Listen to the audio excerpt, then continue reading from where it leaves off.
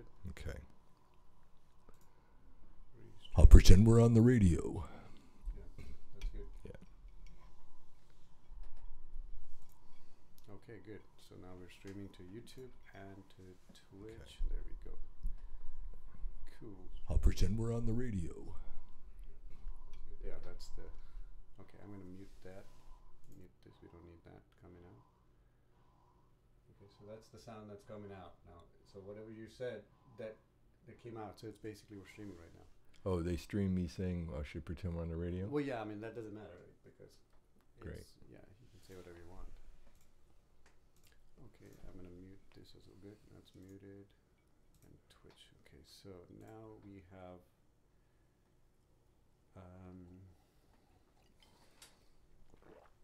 Let's see. This is a good bit rate. Okay, so we have one person watching us now. Oh, good. Who's that? I don't know. So welcome, and this is our Saturday session of live streaming, making music with Elvis. And today I have special guest Craig Sutherland, and he is a musician and is also my neighbor and good friend. And what we're going to do is today ask Craig Sutherland his process of how he makes music and what advice he may have for people who are starting off in learning either music or an instrument or becoming a producer or a songwriter. Craig has extensive experience with playing in bands and writing songs and writing music, and also Craig has recently just started doing a recording setup in his home, which I helped him with, and he'll talk about that as well. We'll ask him to give us an idea of what it felt like setting up music recording in your house and how you can also do it. So welcome to the show, Craig Sutherland. Hey, thank you very much. So let's begin with your background on your music. When did you start being a musician? That's a good question. I wanted to play guitar after I heard the Beatles on Ed Sullivan, and so that's 1964. Wow, 1964, man, that's crazy. He doesn't look that old, huh? Exactly, 22 years old now. So at that point, I knew that the way to pick up chicks was going to be playing a guitar, so that's totally what I wanted to do. Absolutely. So if anybody out there wants to pick up chicks, you got to learn from this man. I mean, he'll tell you exactly what to do. Yeah, I used to have to beat him back with a stick. So when I was about 12, my brother had a band that was practicing in our backyard, and one of the guitar players showed me how to play a C, a G, and a D chord. Mm. And that was it. I was off. Mm-hmm. Then my dad bought me a guitar. Mm-hmm. I think he paid $25 for it. Mm-hmm. And back in 64 or? Oh no, this is a little later than that, but not much later.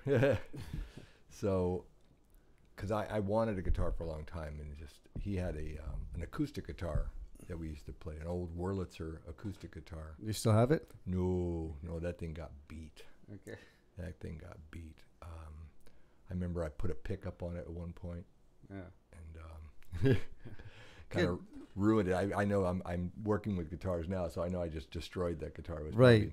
Craig's also now he's also working on guitars. He's he's revamping some old guitars of his friends and things like that. And we'll talk about that in another show. And actually, have him bring over his guitars and we can show it off here. So today, what I want to ask Craig is. So you just mentioned that you started with a C, D, and a G. Yep. And so did you start writing your own music right off the bat, or did you have to study or learn or something? I'm self-taught. I don't necessarily recommend that, but I learned to play by listening to the radio. Yeah. So you heard that, guys, right? So you don't need to entirely always go to classes or anything. It's a good idea to do it, to learn theory and whatever. But you can also be a self-taught musician, and you can be really good. I will post later in the YouTube video links to Craig's music so y'all can check it out. Now, what we want to do is ask Craig about the bands that he's been in. So can you tell us about some of the bands that you've played in? Yeah, early on I played in some rock and roll bands and dance bands and things like that. Mm-hmm. And I played with my brother quite a bit. And Brother Brad? Yeah. No. Yeah. Oh, really? Brad. Okay. Brad and I used to play together. We did weddings, bar mitzvahs, funerals. Ah. Interestingly, every wedding we played in ended in divorce. I blame That's Brad. crazy. No, I blame Brad. I don't think it was me. That's funny. So, Brad doesn't play anymore, does he? No. Okay. No, He used to be the bass guitarist of the band, right? He used to play flute and congas. Ah, okay. So Yeah. who played bass? I thought you said Brad played bass. Okay, flute and congas. Flute Huh? and congas, yeah. Yeah, the other day, I think months ago, his brother Brad visited from Pennsylvania? Virginia. Virginia. Yeah, right. So Virginia Beach, and he came over and he was looking at us doing recording in Reason. So now this software that you guys see over here, this is Reason. This is what I used to record, and this is, if you followed my channel previously, you'll see this software being used. Today we'll talk about this software as well and how you can use this software to do your own music as well. It's my favorite software ever, and I got Craig to use this one as well. Previously, what were you using? I was using Adobe. Okay. Adobe Audition, and it's similar in the way it looks, but Yeah. certainly not in the performance. Right. And not in the ease. Right. So we got Craig to transition into Reason, and so we're going to talk about what we need so if you're a fledgling musician or a producer and you want to make music at home, then what you want to do is, follow these kinds of basic steps, and then you can build up from there. So let's ask Craig actually what equipment, basic equipment you need to set up a home studio. Now, this is the home studio that we set up for Craig in his house in the back, but it'll be nice to hear it from someone who's actually gone through that process from scratch. Right. So you have to have a PC Yeah, you or have a to have a laptop, computer, yeah. something to use for controlling all of this, and Right. then a good set of monitors. Yeah. So what is a monitor? Can you explain what a monitor The is? speakers that you use in your studio, so Right. you can hear the Right. music. So most people have some kind of bookshelf monitors or speakers that they have, but what's the difference between a monitor that we use in a studio versus regular speakers? Yeah, to me the clarity is just unbelievable. When I bought the JBLs, Right. they're fantastic compared to what I had. Right. Because I was using some desktop Desktop type bookshelf speakers. type speakers, Yeah, right. yeah. So monitors. Okay, so first, like you said, you need a computer that can do the controlling, which we'll talk about soon. Then you need monitors, and monitors are very important because they're not the same as something that makes music. You need monitors that'll give you a good representation of your sound, so you know what you're putting in there and what you're getting out. So what else do we need, Pop? Well, the program Reason that we purchased, I originally bought called Reason's Essentials. That's right. So this software that I'm using here, this is called Reason. It's by a company called Propellerhead, and let me actually open up their Little website plug for you. Propellerhead there. Yeah, That's free, by the way. They don't even have to pay for that. yeah. Well, I can do this. So this is their site. It's called Propellerhead heads.se. Go here and you'll see your Reason 9.5. Now, the version I have over here is the full version, which is around $400 or something. Correct. But then there's also another version which Craig was talking about. It's the Essentials. It's called Reason Essentials, and that's like $100 or something. So I think it's. Don't you get a free demo on that as well? Yeah, you do. For 30 days, you can Yeah. download the demo and you can try it out. And it has almost 90% of the functionality that beginners will need. And then when you get past that and when you transition into becoming more proficient with the software, you can go get the new the full version. Yeah, which that's is what I he did, yeah. Yeah, I did. I stayed with the Essentials for about 6 months. Yeah, maybe 8 right. months, and then Learn the software. I felt competent enough to spend the extra money Right. for the little extra bells and whistles. Yeah, it's totally worth it. And we'll talk about what extra things that he found useful. Like I also used Essentials in the beginning. I used to use Pro Tools before, but then now I use the Reason the full version. Hang on a second. Let me actually switch back to my Twitch channel so I can see if anybody's chatting or anybody has any questions. So feel free to ask any questions as you like. Okay, so You're talking to that one guy that's watching, right? well, this is also going to go recorded on YouTube later. So yeah, if you have comments later, you can put it in the YouTube comments Let later. me give them your phone number. They can call you. Okay, so when you started using Reason Essentials, and when we set the studio up, so that's the software. We'll get into the advanced one a little later. What else do you need for home recording? A good microphone. Yeah. I'm using Elvis's what's it called? That's an NT1A, Rode NT1A. That's what I meant to say. Yeah. I have the NT1. Yeah. Yeah, which is it's very an excellent happy with. mic. Yeah, very good mic. The Rode NT1A or the NT1 Rode is really good. It's about $250, right? I think so. Yeah. Yeah. It's a great all-around mic. Good for vocals. Good for guitars. You can acoustically record your guitars. Correct. Yeah, and it picks up vocals really well. Right. And I do use it mostly for vocals, and then I really love the sound of an acoustic guitar that's microphoned rather than put in through the pickups. Yeah. The pickup just sounds quackier to me. Right. Once in a while I like that sound, but for a lot of the stuff that I write, because I'm one of those soulful singer-songwriter types. Right. I like that real acoustic sound. Right. So like he says, so you got a good mic, and then now you have to have a good instrument, a good guitar, well, any guitar. And to get the real quality of the guitar, the wood and everything, you go through a good quality mic, and you don't want to put a pickup on the guitar, an acoustic guitar. You want to put a pickup. You don't want to put a pickup, and then you can, but it's better if you record it with a good microphone, so you'll catch the quality of the wood and the quality of the acoustics of the room and the guitar. Okay, what else do you think we need? So we forgot the main thing. Well, the interface. That's yeah, right. You need an interface. And so I have the Focusrite. Yes. So what he means by an interface is actually, you should tell him. What do you what is an interface? Can you explain what an interface is? Actually, I can. Thank you, Elvis.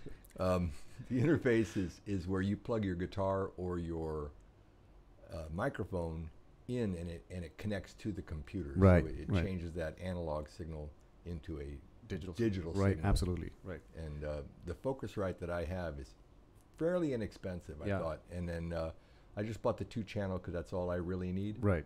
But they make bigger ones. And Right. So the interface, like Craig said, is a device that can transfer your sound from your acoustic mic or guitar, or everything is analog, right? We sing in analog. The world is analog. You need some way to transfer that sound into your computer, and computers are digital, so you need something called an analog to digital converter, which is basically what the interface is. So you get many kinds of interfaces, and Craig has a Focusrite 2X2, which is a 2-channel Focusrite. It has 2 inputs and 2 outputs, and it's plenty good for singer-songwriter types. I have an M Audio Project Mix, which has 8 channels. His Focusrite has, okay, we'll talk about what a preamp is later, but his Focusrite has 2 inputs, which means that simultaneously he can record a guitar and a vocals, or a flute and a drum, or whatever it is, 2 channels at a time. Mine has 8 inputs, which means you can have 8 inputs simultaneously recording. However, you're not limited to 8 or 2. You can just layer 2 more and 2 more and 2 more, or 1 at a time, and you can create your entire tracks in the software, which we'll talk about soon. Right. I generally like to go 1 at a time so I can keep it clean. Right. And not hear clams and things like that from when you're playing. Right. Okay. So the interface, there's many of them outside, and I actually just Focusrite, and let me actually show you the website for them. Yeah, actually, so here, it's not their website, but this is Google. This is what it looks like. Actually, I think Craig has this unit over here. This is the Focusrite Scarlett 2i2. It's a 2-in-2 USB audio interface. Yeah, how much is that? This one is $150. Yeah, I thought it was pretty inexpensive. Yeah, it's really good too. The quality is very, very good. See, the converters, the quality of the unit, the device, it matters a lot. So if you don't have a very good quality converter, that means what goes into your computer isn't that good. Focusrite is really good. The M Audio is very good. But then there's others. There's the Apogee. There's Apogee is another company that I actually own, which is a very good sounding converter interface. Okay, what else do we need? I would say a good chair. So you need a good chair to sit on. That's absolutely right. Yeah. Yes, you And do then need a good chair. Elvis sports 2 monitors, Yeah. viewing monitors in front of his workstation. Yeah, so I so went out this and bought a is- second one as Yeah, well. this is my, okay, hang on a second. I will show you. So this is my, What are you doing there? so this is my second monitor. As you can see over here, I have my, so you can see I've got my other monitor with the other side of my Reason software on this monitor here. Two monitors are good because then you can put like, stuff like this, the interface over here, and then you can have with the other monitor, you can have, the sequencer in your audio software, recording software. Right, that's what shows you the WAV files and the MIDI files that you're actually working with. I find it's just a lot easier than flipping screens back and forth. Right. It's less confusing for Right. me. And you have one, if you have only one monitor, that's fine because you can actually always bring this, other one here, and then you can switch between the windows. There are shortcut keys to actually bring your, other windows up here. There's Right. another window in Reason, which is called the rack view, which I'll show you just now. Where is it here? So this is the rack view. So, it's nice to have two monitors, but it's not necessary. You can still do work this way. And for, people who don't have two monitors, it's totally fine. Yeah, what's really cool to me about the Reason software is that they give you the pictures of actual tools that you get to use. That's right. And so it gives you that real world feel, Right. especially when there's a tab that you can flip them on the back and Right. look at the actual wiring, Right. So, and they just went all out making the wiring look right. yeah. So Reason's been doing this for a very long time. They emulate, real studio hardware. The interface that you see here, this is actually emulated after an SSL 9000 console. This is a real console that, not this one, but SSL 9000 console used in many professional studios. The SSL 9000 stands for solid state logic, which is a mixing board. If you go to big studios, you'll see a mixing board with like all those mixer channels, with the faders and the knobs and everything. This software emulates it very, very closely. And it also has another view, which is the rack view, where you can actually put actual devices. And if I flip to the back, you'll see what he's talking about. It actually has. Did you see the way that the cables bounce when you do that? You can. I mean, they just went all out to make it do that. Yeah, they didn't have to do that. The funny thing is they've done this from the beginning, from the get-go. Reason 1. Very cool. This is Reason 9, version 9, but from the beginning they did this. Reason originally was not a audio recording tool. It was just a MIDI and a sound creation tool.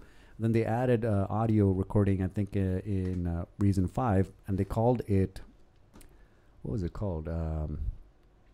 Reason Record. And Record was their audio recording separate program, and it was separate. Then I think in 6 or something, they joined it together and just called Reason, and so now you have all of that in the same thing. But however, they always had this wiring the same way. So which means you can wire it just like you would in a studio. So this is a good tool to learn about studio equipment, recording, wiring, connections, routing, things like that, which we'll talk about a little later in other shows. And Okay. so that rack you're looking at, not the rack, but the mixer. The mixer. Oh, the mixer. When you're looking at the mixer, every time you add a new channel into your recording, it adds a new channel on that. So Right. this thing it can be enormous if you need it to be. Right. So let me actually open up another song of mine, which has a little bit more channels in there. So you see, there's a lot more. Well, not that many, but a few 10. more. Yeah, about 10.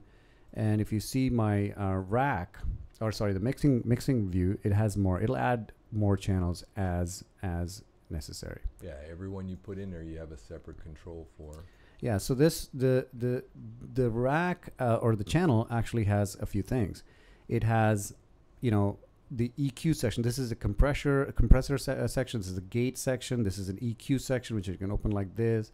Then it has this is the EQ section. Then this is the high. This is also the EQ actually. This is the visual EQ, and this is actually the knob EQ, parametric EQ, where you can actually control the high frequencies, the high mid frequencies, the low mid frequencies, and the low frequencies. Right. So if you happen to be a knob nerd, you can use that section. I really like the graphic one. yeah, graphic one's easier. So much easier for me. I'm a visual kind of guy. Right. And then these are the inserts, and which will explain what those things are for people who don't know. Inserts. Yeah, you might want to start with me.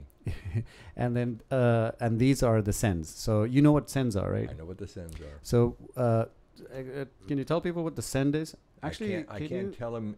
Oh, it's falling down. It's falling I down. can't tell them in the way that you can tell them, but I'm going to make point noise. Actually, just point it up towards you. Yeah. All right. I think this thing's loose. I use the sends in my music to enhance the guitars, vocals, and strings and things like that I'm using, and I put in reverbs and echoes and filters and stuff like that. Right. And then if you look at the picture on the window there, you can select them. The blue lighted up units are the ones that you're using, Right. And then you can adjust how much wet or dry you get out of it. Right. So that's kind of okay for people It's who really don't know what it layman's is. term. Yeah. Well, that's actually kind of advanced. What he was explaining. So what a send is this. Say you have a track and you have a guitar playing on that track.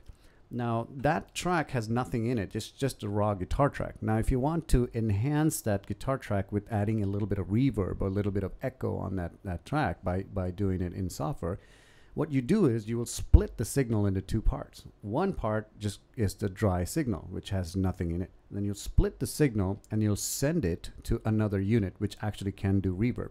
So that's what a send is. So this send says I have 8 sends here, and I can send to 8 different devices. So one's for reverb, one's for delay, one's for another reverb, another one maybe for some other kind of special effects. So that's what a send is. So, in Reason, you can do up to 8 different sends. You select the send, you turn it on, you turn that send pathway on by hitting these buttons, and it turns blue when it's on.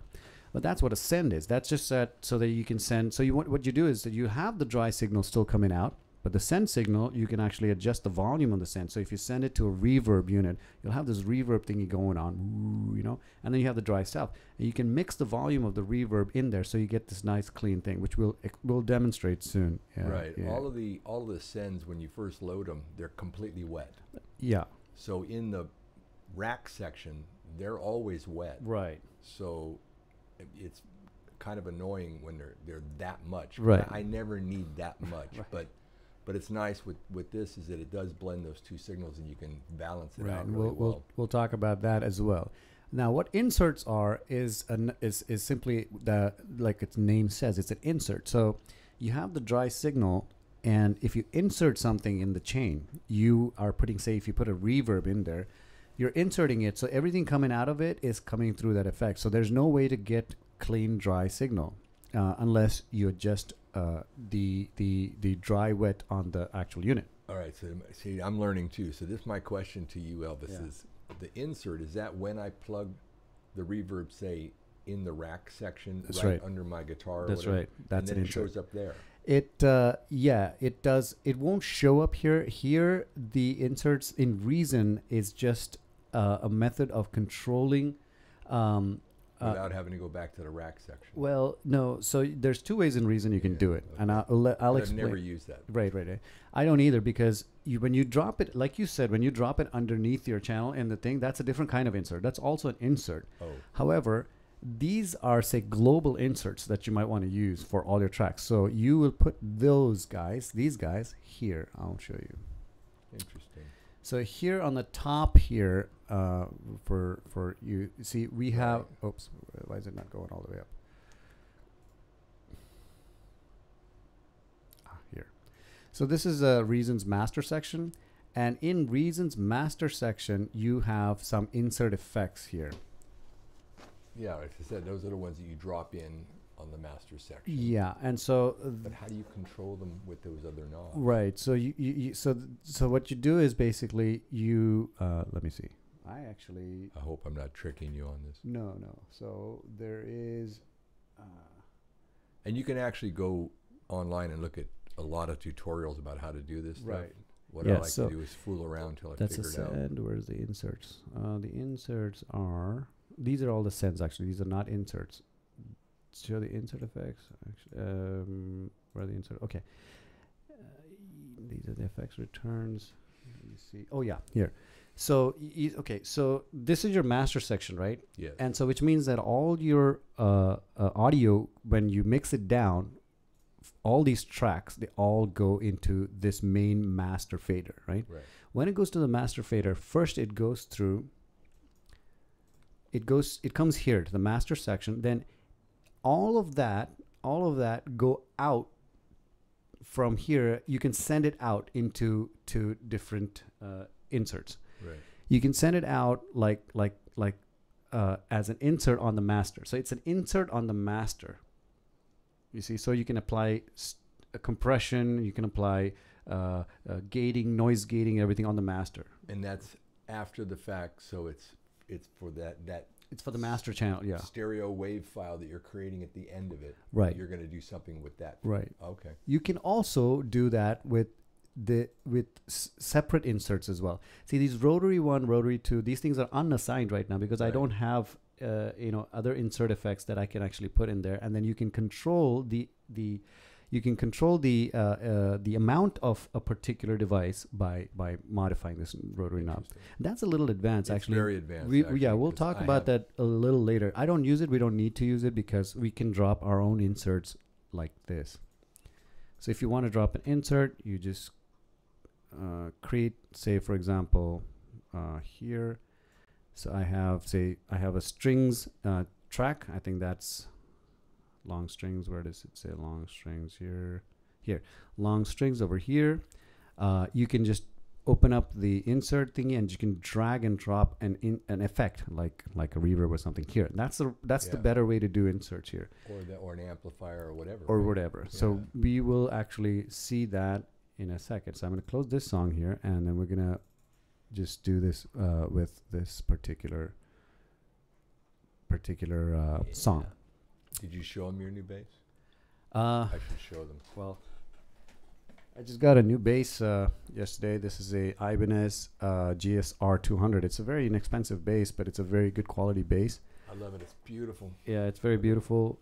It plays really well. So I'm going to turn on bass on for Craig so you can hear it. Well, I'm not a bass player.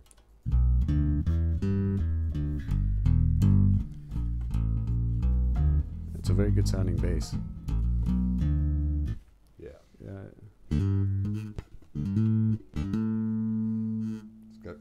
It's got an active pickup. It's active pickups means the pickups use a battery to power it, which means it gives you a more brighter, boomier kind of thing than a passive pickup. Passive pickups are a little low output. You get a hotter signal out of this.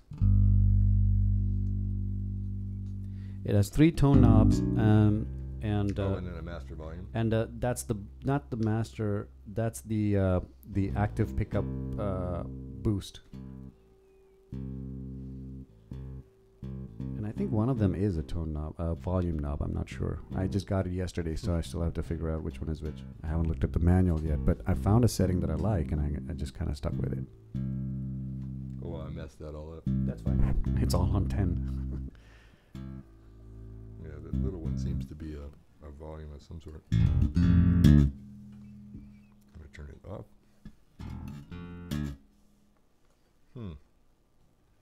And where's the battery? In the back over there. Oh, look at that. How about that? Okay, it's cool.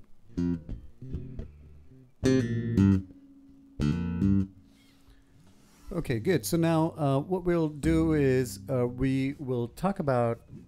you want to put it back? I do. Okay. Can you do it?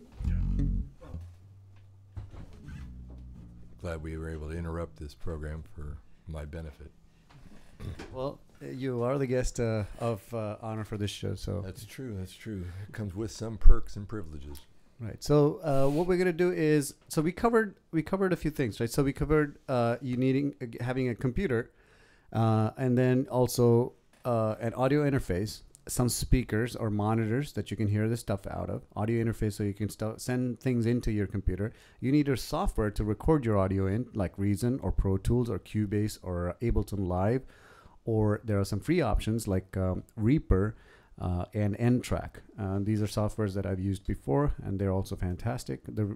Actually, Reaper is... Reaper, yeah, we both use Reaper. Yeah, it's fantastic, actually. I like it for a lot of, it's a lot of people use it, and it's free. So Reaper DAW. Now, audio softwares, people usually call them DAWs, which means digital audio workstation. And so this is the Reaper website. You just go to reaper.fm. You pay what, I think it's not free anymore. I think it's like, it costs not so much. But that's the one you have there was a trial on that one. There's a trial on this one as well. And don't tell anybody, but it kind of never ends. That's right. Something like that. And you pay, honestly, it's like $60 for a discounted license, and that's all you need to use. Yeah, you may use read the website and, go through this thing and, go get it. It's really nice. $60. It's not bad at all. Yeah, I used that for quite a while. Yeah, it was fun. Yeah, Reaper is really nice. Actually, I've seen, what's his name? Deadmau5 on Twitch, and he uses Reaper. Deadmau5 is a DJ. Oh. He's very, very good. He's a music producer, and makes good. It's not often that I see Deadmau5 using equipment, but that'd be interesting to watch. That's right. Okay, so now what we're gonna do is, so we talk. Oh yeah, and then we talked about having a good quality mic. I mean, a mic. Then so you take the mic and then you go into your audio interface. That audio interface goes into your computer via either USB. His is USB. Mine's FireWire, which is an older format. There's also Thunderbolt if you're using a Mac. And then you have some guitars and some instruments, and then you're ready to go. You're ready to make music. So let's. Right. So I think what's important is to get the best quality equipment that you can afford. Yes. Whatever you can afford, get the best. And a lot of it comes down to, you can have a really nice guitar and a really crappy cable. Right. Spend the money on a cable that's not going to make noise for you. That's right. He's absolutely right. Idea. That's right. If you scrimp on small things like cables, I mean, guitars, you can buy a decent one, but get the best you can afford. But don't go cheap, because you'll get annoyed, you'll get angry, and it'll just frustrate you. Yeah. Cables are very important. They're expensive. They're not that cheap. Right. And it's kind of a crapshoot, I think, when you buy cables, because you can spend a lot of money on a cable that's just as good as one that's less expensive. Yeah. But it's hard to know which one's good. It's best to ask the people in the store what they think and what they would use. Yeah, yeah. A lot of them are musicians and recording artists, so they'll let you know what they use. So I often use cables like this. Let me see if you can see it. Yeah, those are very pretty, by the way. These are braided and they're shielded, and they're expensive. They're like about $35 for a 20-footer, and it's a guitar cable. It's really awesome. It doesn't kink. It's soft. Super soft. It's very flexible, and it's also very, very resistant to stepping on and bending. But you don't want to pinch it, obviously. But good cables are good, because then you get a clean quality sound going into your recording setup. So when you record, what you want to make sure to do is actually get a very clean sound going in, because crappy sound in, crappy sound out. You can't really color or fix it later. It's not like what people think, just fix it in post, So let's ask Craig about his experience with Reason, and how hard was it for you to transition from, Adobe Audition to Reason to learn? For me, it was pretty easy, I thought. I mean, I definitely used you for questions, but the format and the way the interface looks was very similar to what I was used to, so that part was easy enough. There's some little tricks and stuff that you taught me about the shortcut keys, which makes things so much easier. Yeah, shortcuts are good. God, shortcuts are nice. Spend some time remembering the shortcuts, because when you're in the heat of battle there, it just frustrates you to have to go to mouse the menu over everywhere. Yeah.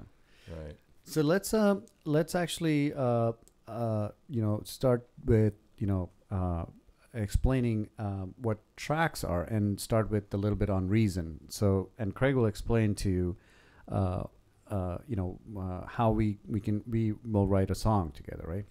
So first we're gonna go and hit new, just so that we have a new template, new song. I'm actually gonna, Yeah, one of the main reasons why I bought the Reason is because Elvis was using it, and we wanted to collaborate on songs, and it's much easier to send it in the same format. You can send all the wave files that way, and all of the special effects and things go with it. And the session file, you just send it over, and then he can play with it. Yeah, actually, Reason's very good with that, it being able to send the session files. And I found that some other softwares, Pro Tools, it's very difficult because Pro Tools puts all the audio in separate, folders and paths, and you'll have to mix all the audio stems separately, which we'll talk about what that means later. But it was a pain to kind of send somebody else a Pro Tools session. Reason's really awesome because it puts everything in one file. So you just copy that one file, take it on a USB drive, go over to his house, plug it into his computer, and then download it there. Yeah, you gotta wait for the bus because we're 2 doors away. So yeah, it can be a problem, but USB is definitely the way to go. So now, so we have a new document, Craig. So we do have a new document. How do we proceed? So what's the first steps that you would do? The first thing I do, going before I even get to this point, you'll know a song. You'll have a song. I'm going to have something in mind that I want to do, and then I kind of have an idea. Right. Let's talk about that actually. So what would you have in your mind before you got to the software part?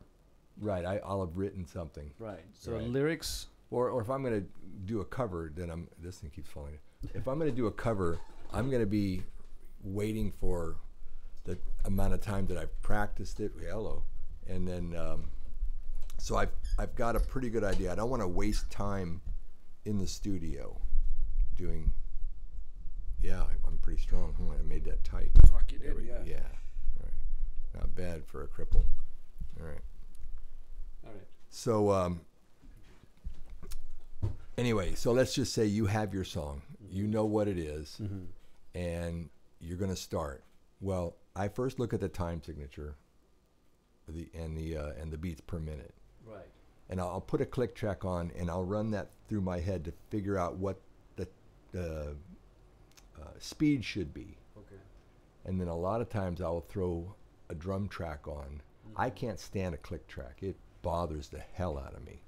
I'm getting better at it, but in the beginning, it just used to drive me nuts. Right.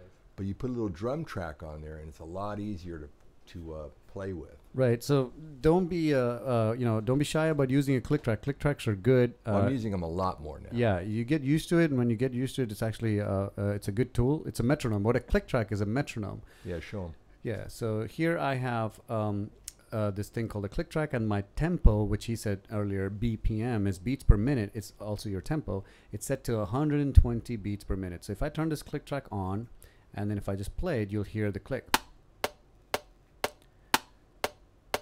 Okay, so this is what you need to play something or sing something or perform something in time, so that when you get it recorded, you can actually add other things and they won't be out of sync. You need some timekeeper, so that's what it is. It's a metronome, and in a computer, it's called a click track. It used to be called I called it a click track because Pro Tools actually creates a track, which is a click track. But here in Reason, it's just turning this thing on. You turn the metronome on. Right. And, Adobe, I think they had a click track. Click too. track as well. Okay. Yeah. Yeah. But I'm getting much better at using it, and most from working with Elvis, because before that, I was just sort of this free form guy, just would sit in the studio, no anything about time. That's fine too. That's fine too. If you're just writing your songs for yourself, and if you don't have major timing problems, if you can generally keep tempo without speeding up or slowing down, you're good. Right, but when it gets down to cutting and pasting and doing those kind of tricks, it's really important that things are on time, so you don't have to redo them. Yeah. So that's a very good point he made. See, why a click track is useful, or a metronome is useful, and why it's important to play on time, is because when you have something in time, you can cut and paste stuff inside the software easily.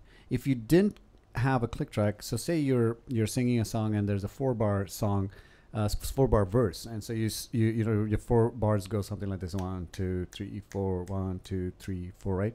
you can copy that easily if you played it to click. But if you didn't play it to click, what'll happen is that when you copy it, it'll rise in tempo, then it'll drop, and it'll rise in tempo, and it'll drop, just as you recorded that one bar. So you can't copy anything. You'll have to do the whole thing. Right. So, and just this is personal how I do it. When I'm creating a song, I'll use a lot of cutting and pasting to get the idea of the song. Right. That's great, actually. Yeah. But then when it comes to the actual recording, then I try to run through it as in one piece. You know, try to play the whole thing. Whereas, like if I'm just going to do a little bass part, and I go, okay, well that repeats here, and that also repeats here. That same bass line can be used those places. It's great for getting things down fast, so you can move on. Right. Yeah, while the creative juices are flowing. Right. So today what we're going to do is, so we talked about Craig's process. So before he starts recording, he'll have some lyrics and he'll have a song in mind and have some kind of an idea. He may not have the entire structure, right? And then what else would you do? Well, then it's playing with it. Playing with it, yeah. I record it, and then God knows you know that I listen to it over and over and over. Right. That's great. And then the more I listen to it, the more I go, oh, I could do this or I could do that.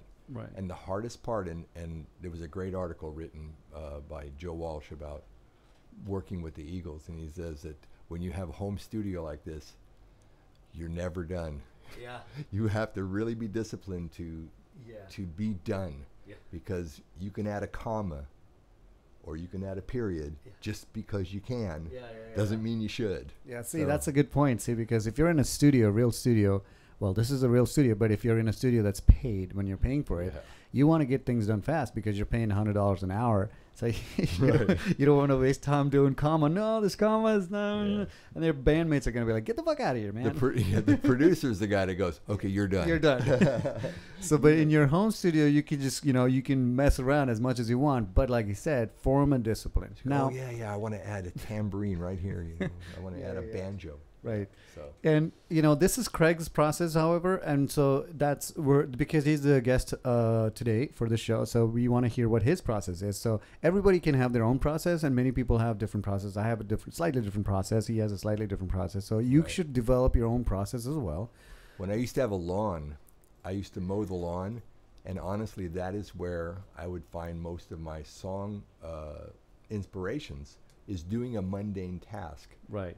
And I was lucky enough that the studio is right there. Right. So as I'm mowing or weeding or whatever mundane task, there you go. I get an idea, I'd run to the studio, quickly whip it out on something in some fashion, and then I can go back to finish my chores because otherwise I get in trouble.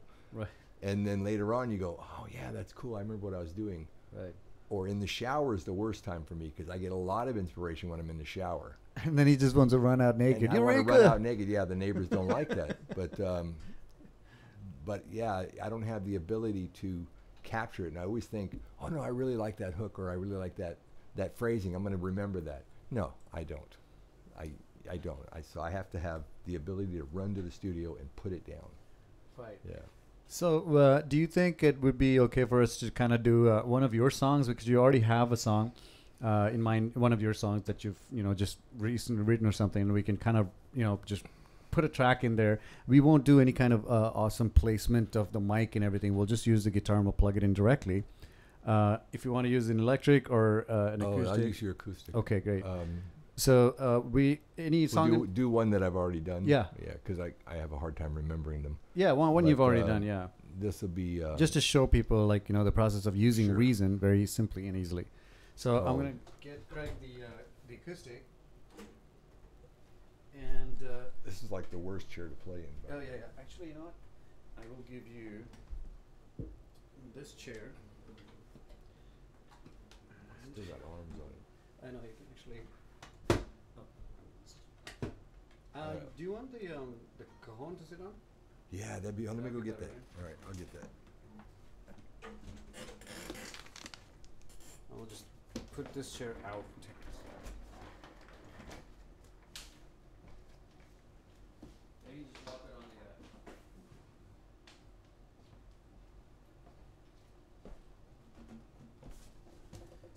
Yeah, much better. Much better. So that's a. This is my cajon. Yeah, it's awesome. Craig's cajones. And that's actually a good, what do you call that? Good thing to sit on to some recording. So what we're going to do is we're going to just use the same mic that he was speaking into to catch the guitar. We're not going to worry about too much placement, whatever. But it's just to show you. That's all right. It'll be good enough. Yeah. So we'll start with an audio track then. Create a new audio track. Right. We need to set the tempo. Right. Remember, so what was the click track? Yeah. 120 and see what that sounds like. It's too fast, isn't it? Is it a 3x4?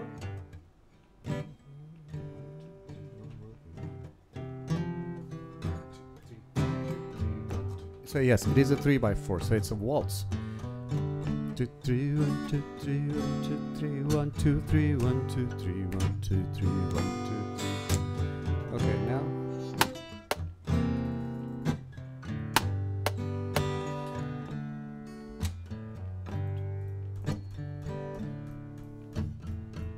So that's another cool feature of Reason. You can actually, there's this button here called tap, and I can tap on it and do 3 1 2 3 1 2 3 1 2 3, and it'll give me the actual tempo. So it was actually beats a minute. Well, that's just.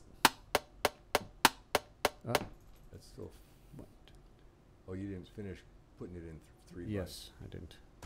There you go. There you go.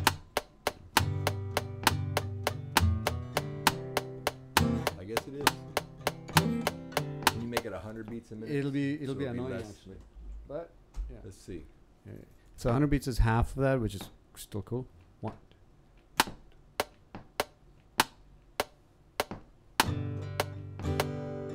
It'll be annoying to play with. Very annoying. Yeah. So I don't mind. The hard part for me is working with a click track. Right. No. Yeah. You just put 200 in there. And it's fine, really. Okay. All right. So you got to put.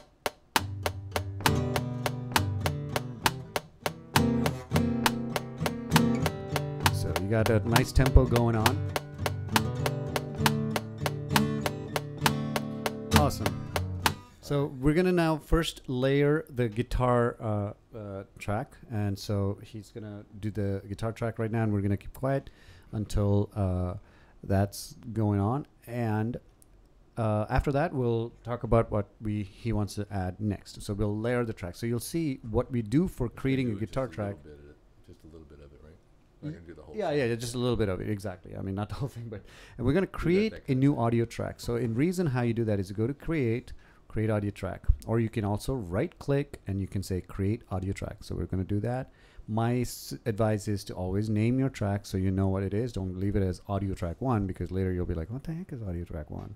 Yeah. So this and I actually have been doing lately is adding in which guitar I'm using. Right. For those that have multiple guitars, sometimes you forget. So yeah, so this one I'm going to name it as acoustic guitar, or you can call it guitar rhythm, or whatever you want to call it. In parentheses, I put Taylor. Yeah.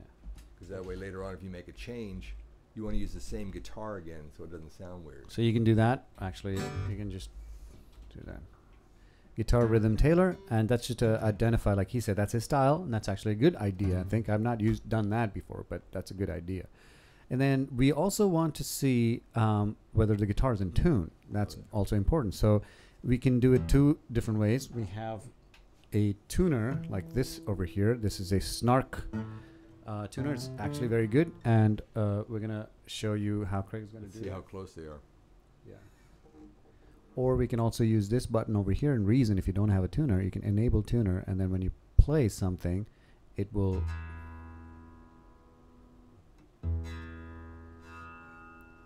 What's that one say? It's not close enough to the mic. Oh.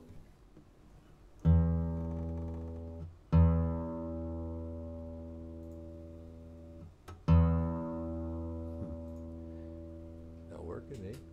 Oh, that's because I haven't selected the right. Okay, so that's the next process. So this in button also tells you which microphone to actually take the input from. So he's on channel 5, so we're going to select 5.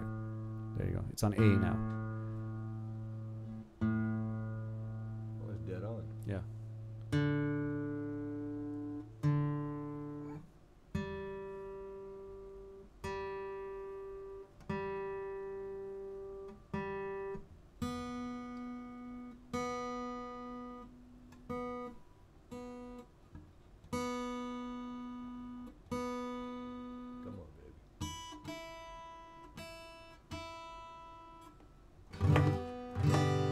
Okay, good. So now we're all tuned.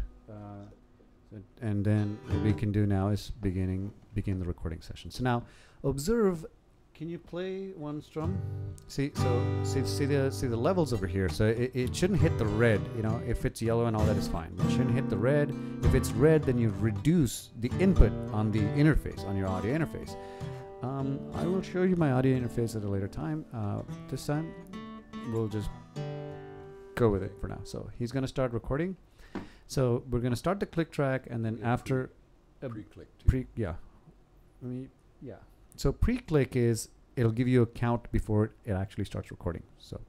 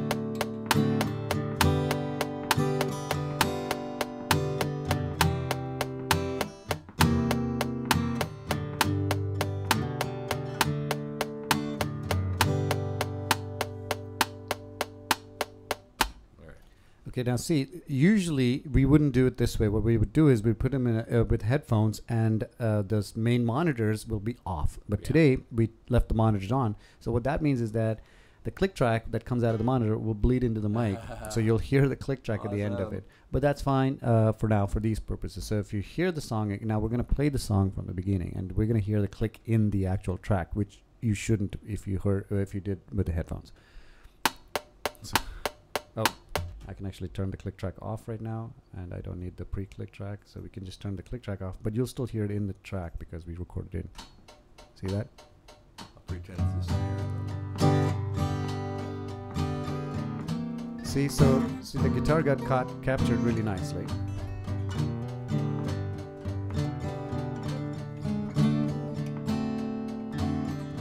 It's not really nice, but it's good.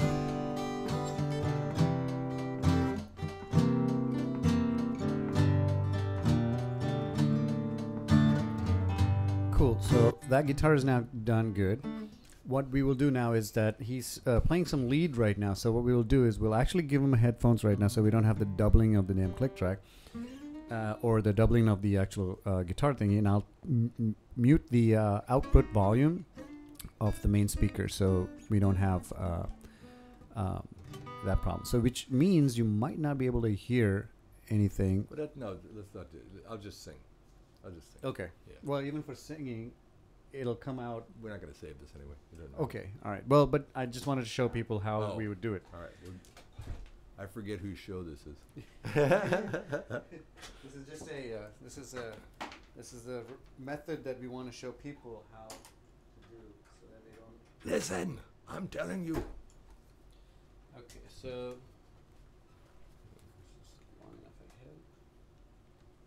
There you go. Okay. So what we're going to do is we're going to actually mute the output volume, main volume from the speaker, so that they don't bleed into the mic, right? So I'm going to go to the output volume over here and then bring it down. Now, you should still be able to hear me. Can you hear me? Yeah, they should be able to hear you too. Can you hear yourself? I can hear everything. Good. So now they will be able to hear everything. I can't hear anything from the main speakers. That's a good thing. So now we're going to create a new audio track for guitar, and we'll call it lead. I'm only going to do half of that with a lead, okay? Perfect. And then we'll turn the click track back on for him to hear in his headphones, and then we'll start recording.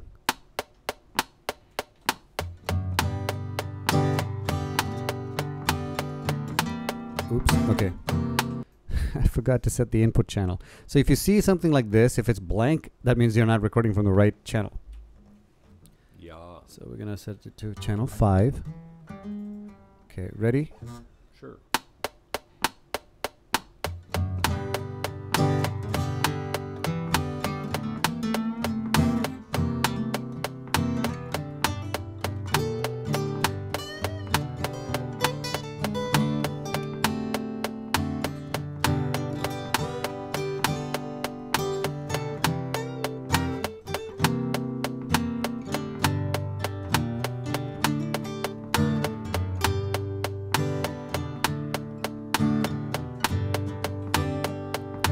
Cool. So now we have that.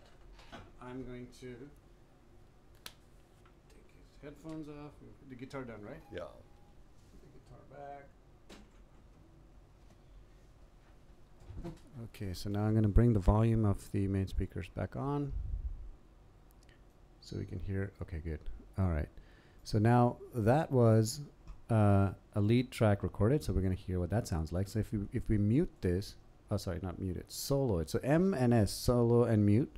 Solo means it'll just play that channel. Mute means mute the channel. And if I play it, you'll hear no click track. Ah, not that. Except for the click track. See? So no click track was recorded in. See? It's a clean signal without anything. So now we hear it with everything. The other track.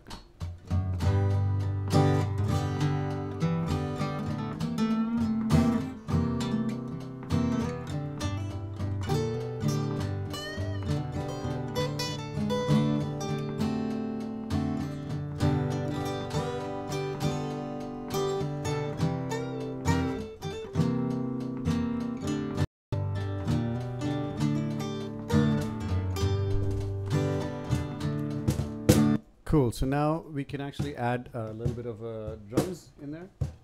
Okay, so here. Might as well, right? Might as well, because the click track is annoying me. So Yeah, and I'm pretty sure this mic's going to pick up. it will. Oh yeah. Yeah, this thing's hecka loud. If Let's, anybody doesn't know what a cajon is, That's what a cajon is. it's a little box, and inside it's got a little sizzler to Yeah, make it springs. sound like a snare. So we're gonna add that track as well, create a new audio track, and we're gonna call it cajones. Okay, so, and just for full disclosure, Yeah. I'm not very good at drumming, but let's do it. That doesn't matter. It doesn't matter. This is a Alright. demonstration. So Demonstrations only. right. You want the click track? No. Okay.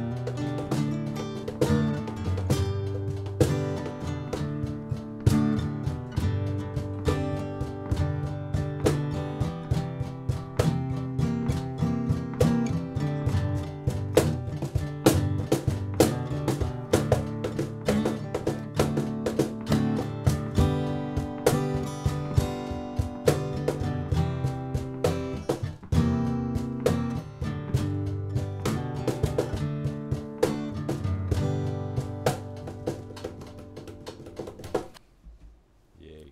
Awesome. So you see we have a little bit of a red here, which is fine because sometimes drums will clip. Clipping means it went over a certain threshold and it was too loud. But that's fine because we can do things to kind of address that. Actually, it shouldn't go to red, but that's We fine. can fix that a little bit. We can probably fix that. Okay, so now what we're going to do is bring the audio back up, and then we're going to listen to the whole thing.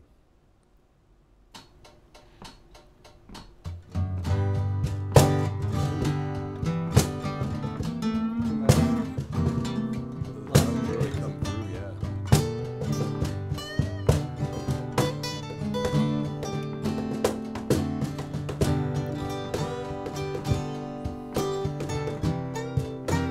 Okay, so now we have the drums, right? So what we're going to do is, before we proceed to the vocals and the bass, we're going to actually clean up the sounds a little bit, which means we're going to show all those things we talked about earlier, that is the send and the compressor. So we do that over here in the mix window. So Need your headphones?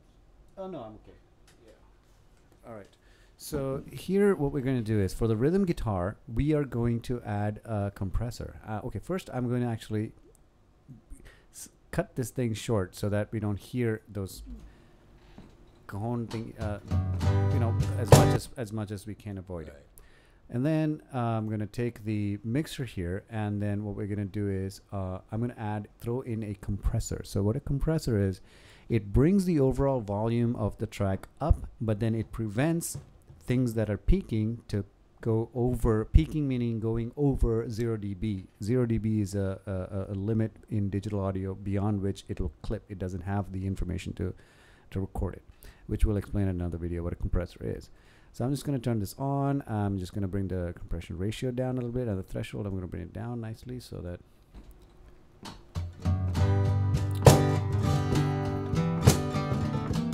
let me solo just the guitar.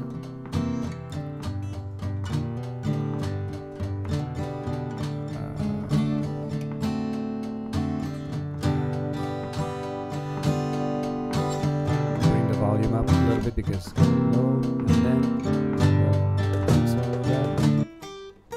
Okay, I'll add the same thing for this guy.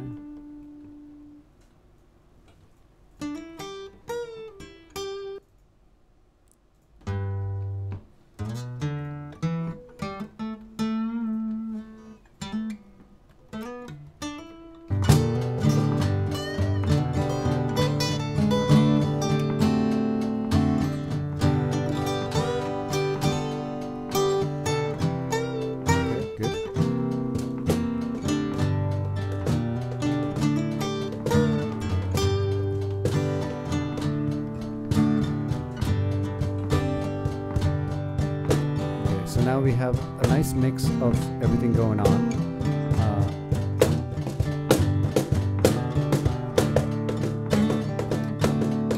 Now what we're going to do is we're going to add a little bit of reverb to the lead guitar. Okay, so we're going to actually go back to the beginning of the song. Okay, and then we're going to add a little bit of reverb using the sends. So over here in my send area, I have some reverbs already preset, and we'll explain how to do this a little later. There's a nice room reverb that I have that's on channel 2. So I'm going to send a little bit of reverb from the guitar, a little bit of a signal from the guitar into that room reverb. So by turning on 2, I will actually have it.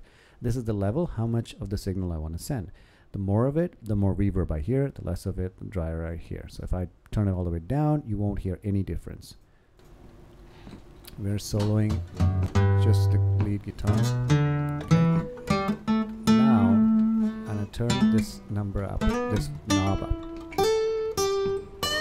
Hear that? So we're going to bring it down a little bit. Okay. I'm also going to send a little bit to the echo, which is a delay, which I like for guitars. It sounds good. Turn this on. See that? Bring it down a little bit. Okay, play it again. See, now what I do sometimes is loop it, so I can continue to play with it without Yes. having to do what you're doing. Right, so that's right, that's a good point. So we can actually just click this and we can hit Control P, which is, I have to stop it for that. Control P, not Control P, sorry, just P. It will loop this section. But we're already done with the guitar, so we now will go and fix up our rhythm guitar. So we want to do the same thing. We'll add a little bit of reverb. Actually, I'll add plate reverb for the see, it's a nice, nothing else. We don't need a delay or anything. We'll add a little bit of room. This is where you'll find yourself getting caught up a lot of times, is mixing the sound and just moving around. Right, and that's the process. So now we have that. Now we want to add back the drums.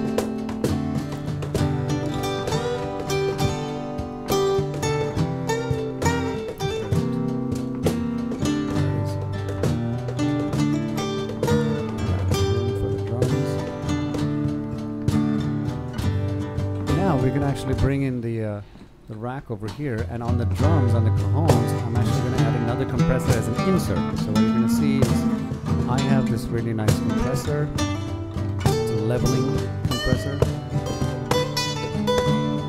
We'll explain all this later.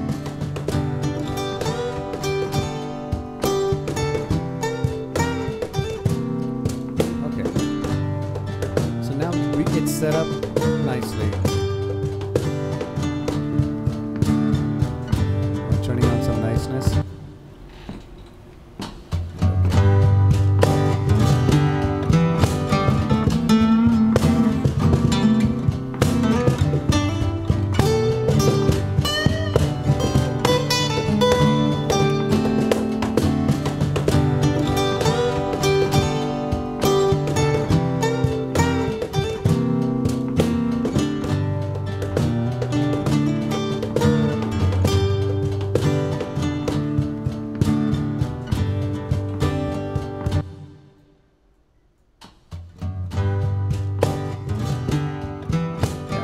fix that, but that's fine.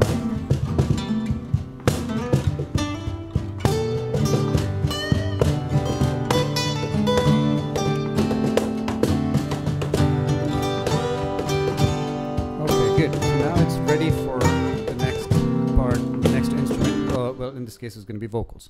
So you're going to be able to sing into that? Sure. Cool. So we are going to now, let me see. Cancel. There it is. And let me see. Good. Okay, so now we're going to add some vocals and we're going to create a new audio track. Obviously, we're going to set the input to 5. And then we're also going to do the same process where we're going to actually give him headphones so it doesn't bleed through. Okay, so then I'm not going to sing over the first part, so I'm only going to sing over the second part. So you can set me up halfway through. Okay. And not waste. So that's like somewhere. Let's see. I think it's right about where the R is. Yeah. But Oops. hello.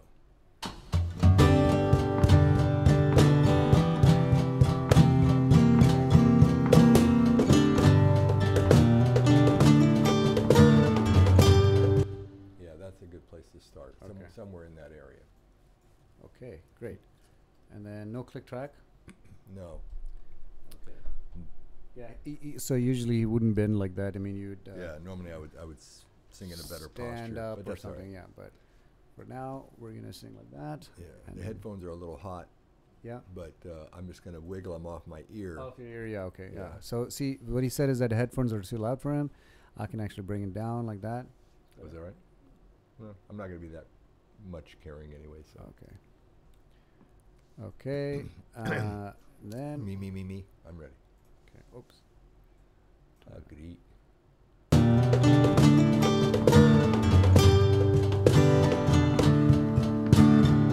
I might forget to call you if I'm working late. You know, I might forget what I'm supposed to do. And all the things I've been through lately, it's all been a simple twist of fate. I can't remember a day not loving you. Yeah, interestingly, I do that in a different key normally. Interesting. I'm finding myself down here like Luther Vandross. Interesting. So now we're gonna bring the audio up so I can hear it a little bit. Oh, okay. And then we're gonna do the same things for the vocals now. So we're gonna clean it up a little bit. I already know it sounds good. Where's the mixer? The mixer is here. Bring it over here. And for the vocals, we're going to actually do that same process. So turn the compressor on. It's usually, well, actually, no, we won't do this. We'll create. Listen to it raw first. Right. I might forget to call you if I'm working late. You know, I might forget what I'm supposed to do. And all the things I've been through lately, it's all been a simple twist of fate. But I can't remember a day not loving you. So you put the compressor on the head end. On the head end? Yeah, at the input. Or you didn't add it in the settings? No, I didn't put it in the channel strip. I put it just in the insert. Okay, Yeah. inserted. Yeah, it's a different compressor. I didn't use the one on the channel. I see. So yeah, the channel itself has so this thing over here is part of the channel. It's a compressor. I like the other one better. So it's still an insert, but it's just a different one that I'm using. Okay. Yeah. And that one actually I purchased, the leveling amp. That's a different one. Okay. It doesn't come with Reason. You can buy a lot of stuff on the Reason Reason store. They have a lot of plugins and whatever you can add. So now we're also going to do the same thing for the vocals. We're going to actually add a plate in a room, and we're going to dial it down. We're going to put we'll put a little bit of delay. So this is the delay instead of, and so the 3/16 delay. It's very good for vocals. We'll leave the plate there, and the levels of the vocals are good. I might forget to call you if I'm working late. You know, I might forget what I'm supposed to do. And all the things I've been through lately, it's all been a simple twist of fate. But I can't remember a day not loving you. Okay, so we have that. Now what we'll do is we'll add bass guitar just for fun, just to see what we can do. And then bass guitar is going through a different channel. So headphones. Move the headphones out of the way so we don't trip. And this is not a very spacious studio, but you know it's enough. And It's all we've bloody got. that's right. So Deal with it. So bass is already on channel 1. That's why this works. So actually no. Bass was coming out of the main. So this, yeah, it's on channel 1. So if you see here, how I know which channel it's plugged into is obviously by looking at the interface, but also here you can see. So channel 1, this is where my bass is, and this is where all the vocals are. So this is my vocals. This is Craig's vocals. Yes, yes, yes, yes, yes. There I am. And this is just a loop back that I'm doing to compensate for the fact that OBS Studio, the Twitch streamer, doesn't have functionality to work with it. So we're going to just play some bass. What key is this in? It's in G. G. Tune. It's in tune. Yes, G, C, and D, basically. Remember those 3 chords I told you about that I learned? So yeah, the G, C, D chords that you learned. Okay, so this is his song. So I'm gonna just play along with it, just to see if I can play something simple.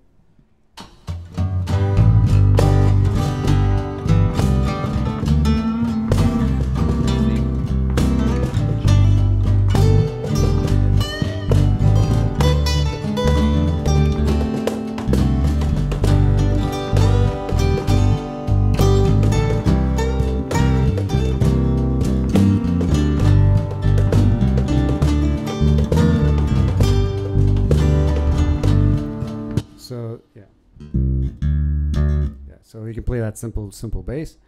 I'm going to just record this track and just record it.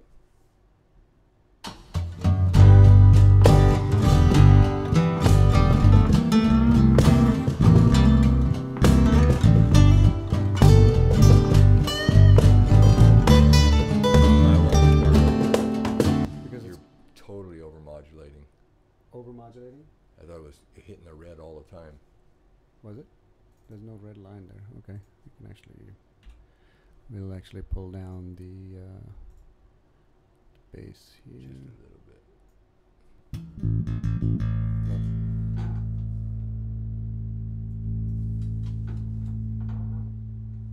Okay.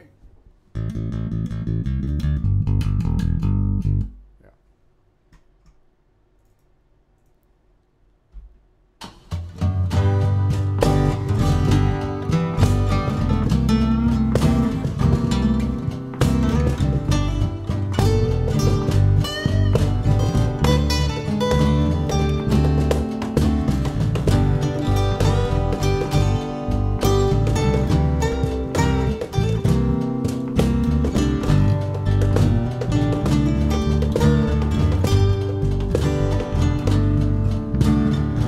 I might forget to call you if I'm working late. You know, I might forget what I'm supposed to do. And all the things I've been through lately, it's all been a simple twist of fate. But I can't remember a day not loving you. So that was some kind of rubbish bass, but yeah, it's fine. So It goes perfectly with all the rubbish that's on there. yeah, it's not bad. All right, we call it bass, and then now we have a bass track. Okay, so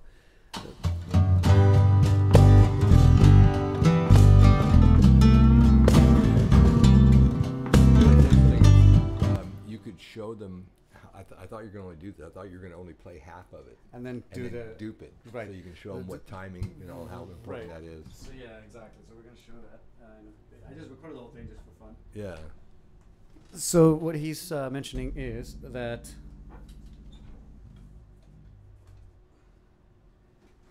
how we're gonna do the cut paste thingy. So here I'm gonna search for a nice part that I played. So say for example.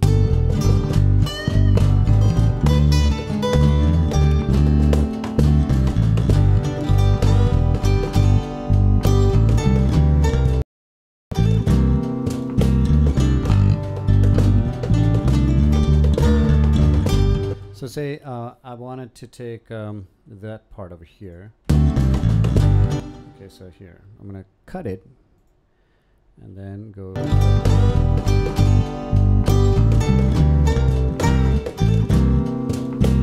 Honestly, I don't want to cut it yet. So what we're gonna do is we're gonna take the whole thing. Let's see, which parts should we do? Let's see, so I missed something over there. So I can take here this part actually. Yeah, so we're gonna cut that, and I'm gonna cut over here, and I'm gonna copy this guy and move it over here. What is this?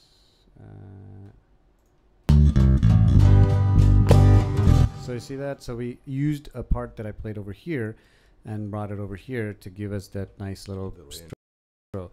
Now that worked because we played on the click track. If we hadn't played on the click track, that would have been harder. So we got something like this.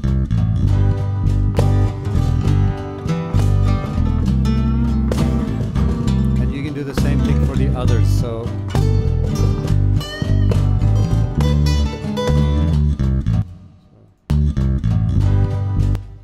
I'm gonna do this.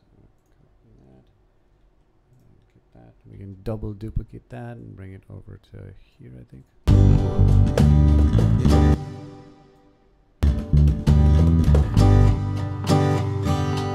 So Every day.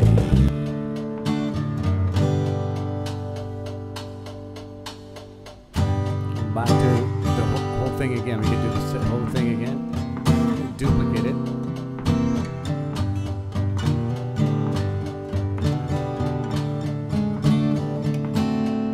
See, we got the lead back again there. We can actually do the same thing for the drums as well.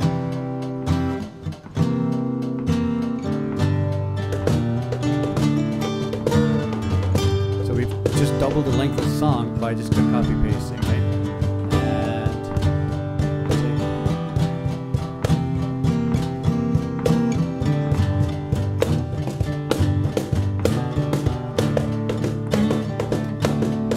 Now the things I've been through lately, it's all been a simple twist of fate. But I can't remember a day not loving you. Okay, so that will be on over here and over here. Yeah, you got to bring over here. your actual start. Yeah. Good. I might forget to call you if I'm working late. You know, I might forget what I'm supposed to do. And all the things I've been through lately, it's all been a simple twist of fate. But I can't remember a day not loving you. So see what we did is we actually doubled the length of song with just a few parts, and you can do this for any small number of parts in there as well. So now that's kind of the process of making. Yeah, for me, that's the creative part where you're just putting it down so you can listen to it. Right. That's certainly not what you're going to want to end up with, but it's good enough to get your idea out there so you can really work with it. Right.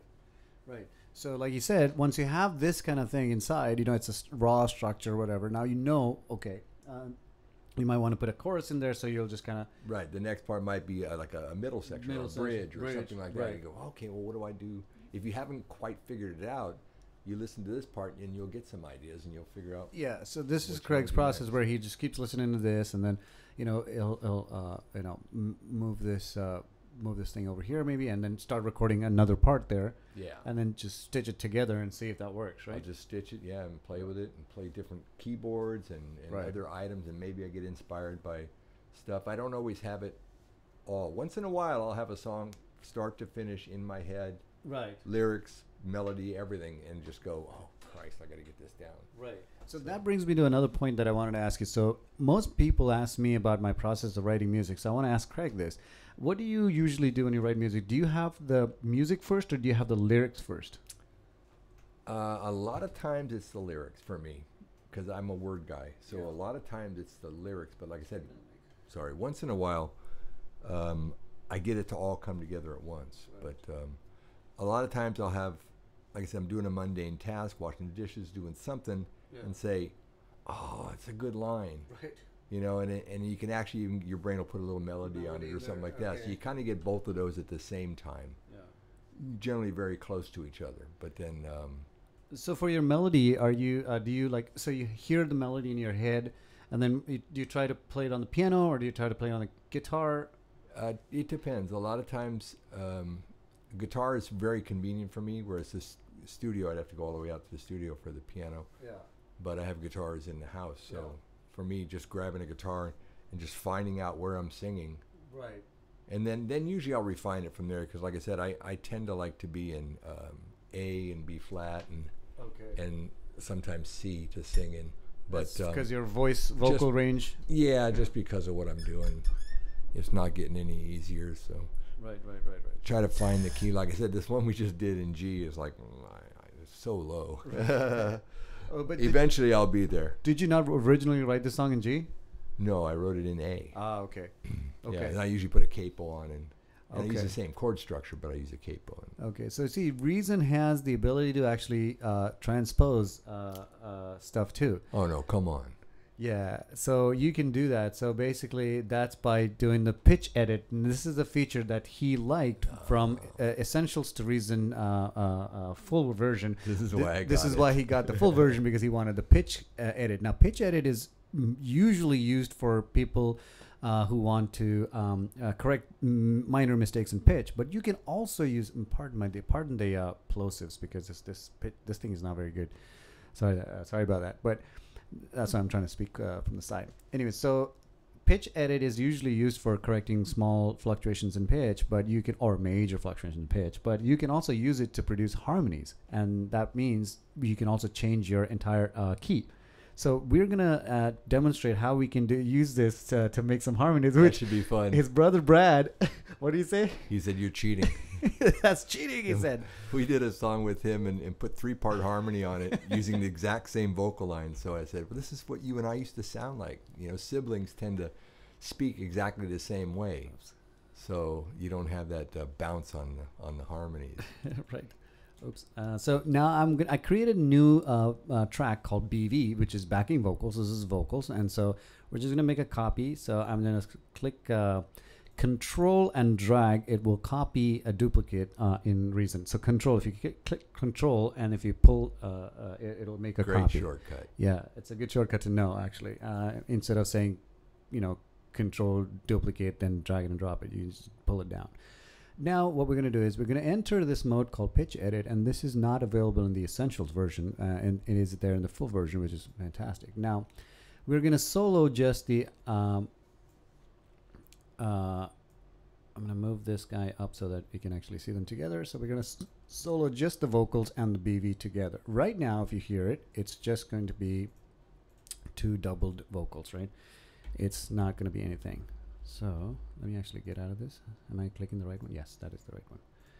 Okay, so here what we'll see is just the double vocals, right? So you're not going to hear any difference, except the vocals are going to be louder because there's 2 tracks in there, right? So I might forget to call you. Okay, so now what we're going to do is we're going to select all of these guys, and we'll move it up. Well, I'm going to down this a little bit just because I want the vocal BV to be a little, and we'll just do a correct on that just for a little bit, and then we're going to move it up a third. Let's see. Yeah. Right? I think. I might forget. One more. Yeah. I might forget to call you. No. I might forget. I might forget. That was the original. We started with G. Yeah. That's a G. I might forget to call you. Actually, you know what? I will actually undo the... Move it to the B flat. And undo the pitch correct. Okay, good. So now because that... That's Should be a B flat. That's the G, A. No, now you're in. That's a B flat. That's A. No, Right. here, this one, actually. So this note, oh, that's the main root. Yeah, the Actually, root's no, down there. You're looking at. I might forget to call you if I'm working late. Kind of strange, isn't it? You know, I might forget. And that's one of the glitches that we might as well just talk about, is that sometimes in reason, when you touch the pitch on instruments or vocals, it makes them weird, and you got to back all the way out Yeah. because you've done something, No, that's actually and so. it gets that real robot-y sound. Right. That's okay. So that's because of the correction. So yeah, what we're gonna do is we will pitch correct this first, just so that we Oh, because you only pitch corrected one of them. That's why it sounds like a robot. Yeah. Right. So I'm gonna pitch correct this. I might forget to call you. Yeah. So we're just gonna select all. Oops. Cancel that. Control A. And then we're just going to do a pitch correction. It'll do some basic pitch correction. I might forget to call you if I'm working. If I'm working late. If I'm working late. Yeah, it's not perfect. You have to go. If there and I'm working forward. late. Yeah. But it's pretty good. You know, I might forget what I'm supposed to do. I'm supposed to do. I'm supposed to do. I'm supposed to do. Now the things That's because the pitch correction moved it to the wrong place. That's why. You didn't Yeah, sing it that way. It does that sometimes. Yeah, it does. Now the things I've been through lately. I would do it without pitch correction and just. I've been through lately. I've been through lately. I've been through lately. It's all been a simple twist of fate. Yeah, it's done something. But I can't remember a day not loving you.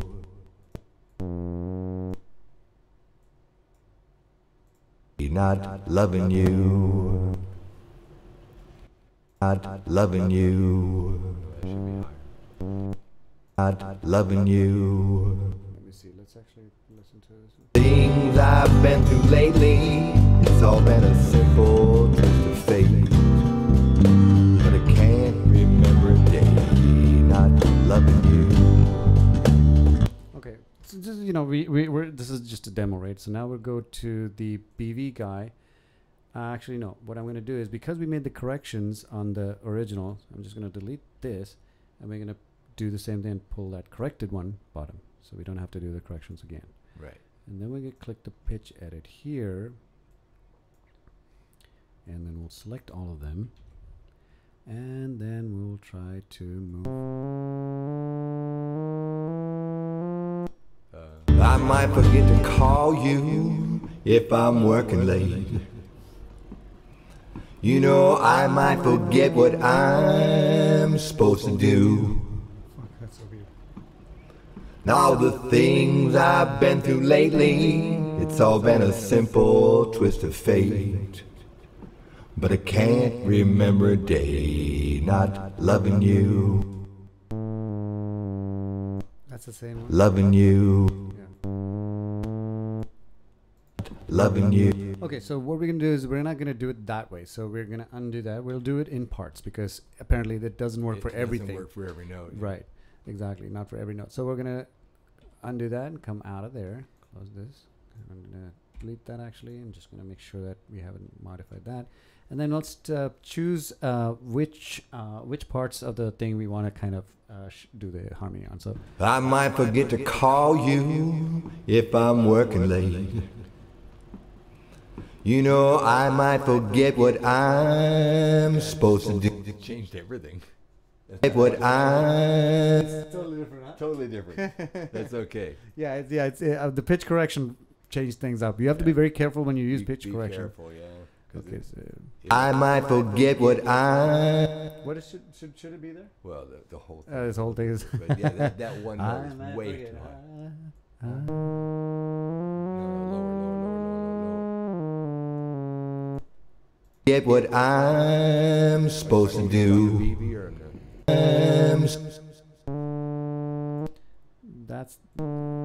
That's the Get original. what I That's the original. Oh, okay. I was just saying that one's wrong, but that's okay. what I'm supposed to do.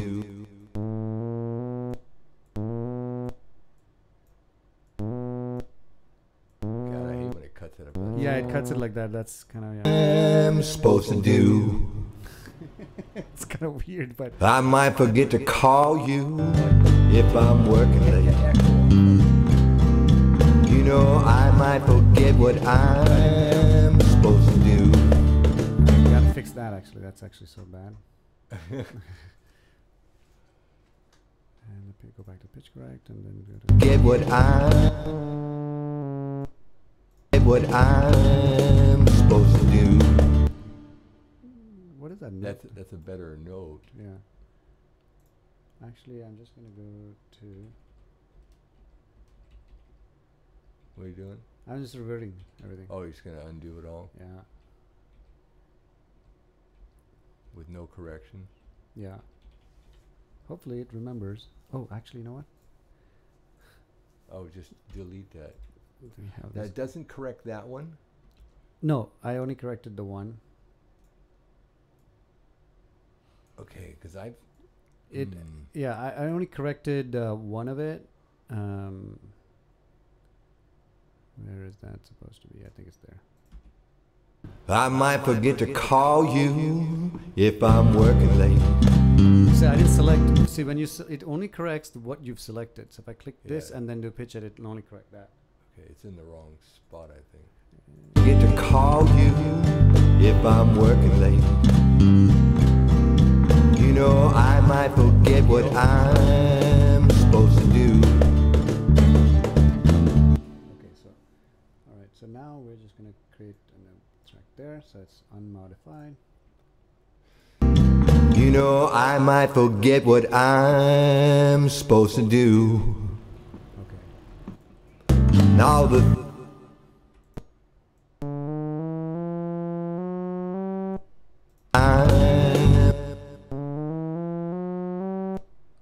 what I'm supposed to do. Okay, that works a little better now. So we're gonna actually BV and I'll put just so I can hear it.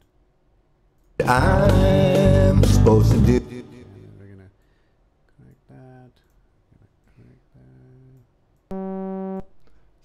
So what you're doing is you're reducing the amount of Yeah, difference in the wave. This is the basically the vibrato. We're reducing the vibrato. Yeah, the modulation basically. That's the word. What I'm supposed to do. And What I'm supposed to do. you want to be careful when you're doing that because Yeah, makes it robotic. it becomes very robotic if you're. Yeah, so it's okay for the BV track. It's a little better on the BB track, Yeah. or I mean, not as critical. Yeah, no, Well, at least the way I do, because I tend to put the BBs in the back anyway. yeah. What I'm supposed to do. I'm supposed to do. I'd make all those notes. Supposed to do. All of them. And I'm gonna bring this down a little bit. Oh, Supposed to do. forget what I'm supposed to do. And all the things I've Yeah, just grab the whole pack.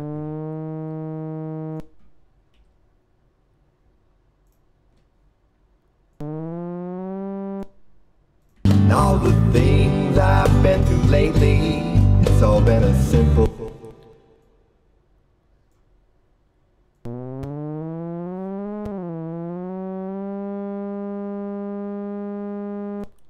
It's all been a simple. It's all been a simple twist of fate. Simple twist of fate. And all the things I've been through lately, it's all been a simple twist of fate. But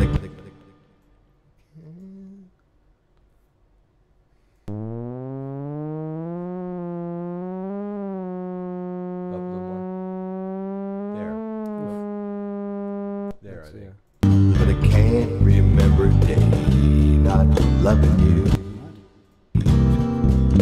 But I can't remember. What up? It's all been a simple twist of fate.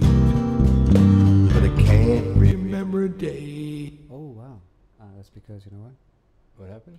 Yeah, so this guy, we shouldn't select that because that. What is that? It's the formant, you know, and I don't know what that entirely exact. The formants, it's like some kind of structure of the voice. Interesting. Yeah. I never knew what those were. I'm not sure exactly what it is. But I can't remember a day. Okay. So it's not just that; it's also the fact that you sang it so low that this might, when you pitch correct so much, when there's a super Oh, I can't wide, figure it out. it can't figure it out. It messes it up. So look at what it's done to it. All right. But I can't remember a day. Because the original is super low. So we're gonna have to. Just delete them. I don't need to double that. Yeah. Well, hello. Sorry. What is that? That basically we deleted all the information, pitch information. This is the way to delete it. And all the things I've been through lately, it's all been a simple twist of fate. But I can't remember a day not loving you. Sounds more like what I was doing. So there you go. See, we have some. I might forget to call you if I'm working late. You know, I might forget what I'm supposed to do. And all the things I've been through lately, it's all been a simple twist of fate. It's cheating, but it's not very good. That's why I wouldn't say it's cheating. I would say it's just one way of doing it. It's just a tool. So It's just a tool. You're just putting it together, and then if you're going to actually do a recording, you'll sing both parts. Yeah. Or get somebody else to sing with you. Exactly. Yeah, this is a great method of making a song. Right. Sometimes it actually works, you know, to harmonize like that pitch edit. Sometimes it really works. This is your song. I mean, this is what, made in like half an hour?